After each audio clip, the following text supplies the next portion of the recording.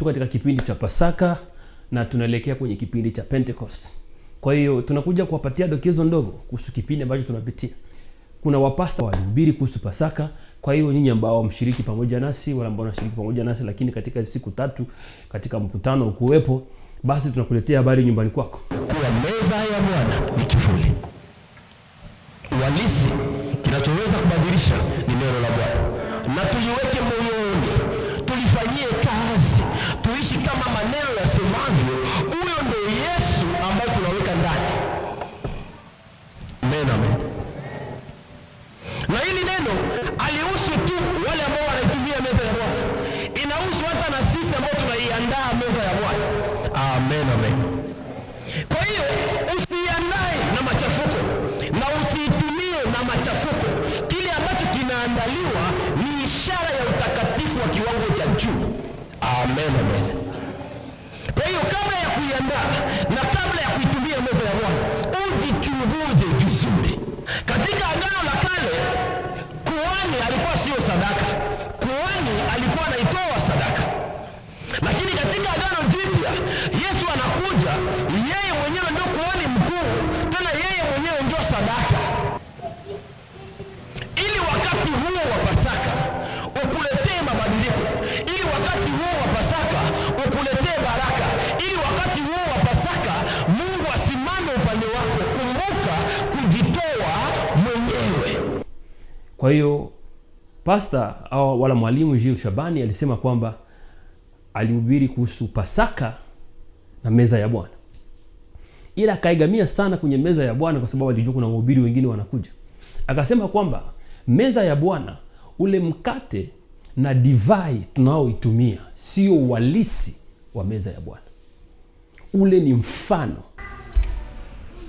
Alikuwa na shabaha ya yeye kuja hapa duniani. Watu Wayahudi walikuwa wakimsikia jinsi anavyowaambia watu ya kwamba mimi nitateswa na nitakufa, lakini baada ya siku 3 mimi nitafanya nini? Nitafufuka. Unajifikiria kwa sababu unajiuliza ni Yesu alifufuka kwa sababu ya nani? Ili unajiuliza. Mungu anakuita, Mungu anakupenda, Mungu anakuhitaji wewe ili kutumikie, ili siku moja uwe pamoja naye na Mungu atubariki. Na Pastor Rogers akahubiri kuhusu ufufuo. Akasema Bwana Yesu alikufa. Bwana Yesu alipigwa, aliziakiwa, lakini haikuwa bure. Ilikuwa ni kwa ajili yako. Kwa hiyo kumbuka Mungu wako ungali mzima, uni wakati wa kuokoka. Kama hujawahi kumpokea Bwana Yesu, umpokee. Kama hujawahi kwenda kanisani, kumbuka kwenda kanisani. Tunajua kuna wengi wamefadhaika moyo na mambo ambayo yanatokea makanisani. Kuna wengi wamevunjika moyo, kuna wengi hawataki tena kusikia, lakini twende huko ambako roho ilivunjikia na Mungu ataiganga huko. Basi Mungu abariki sana. Pia kuna jambo lingine ambalo media ya kanisa hii ya Swahili Community Church hapa Akron inawaletea. Ni jambo la kufurahisha.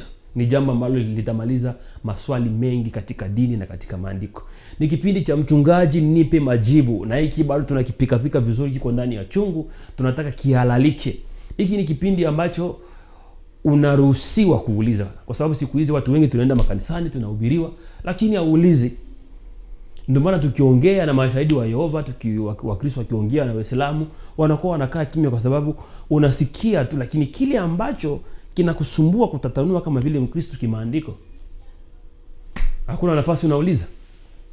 Kwa hiyo tunakuja na kipindi cha Mchungaji Nipe Majibu na unaruhusiwa kuuliza. Yaani ukiona video hii kwenye Facebook, kwenye Instagram, kwenye Thread, kwenye mitandao yoyote ya kijamii wala kwenye WhatsApp, kama una swali lolote kuhusu Pasaka na Pentecost, andika kwenye comment section wala tuma WhatsApp na utapata jibu. Unaweza kujibiwa kibinafsi ukitaka, wala kunaweza kufanywa video kama hii ikijibia swali lako.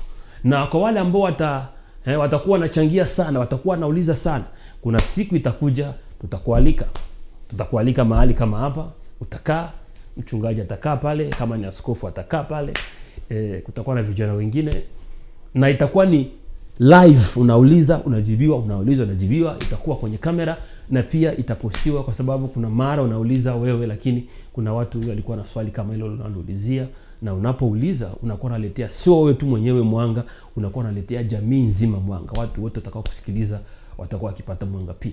Kwa hiyo Mungu abariki sana.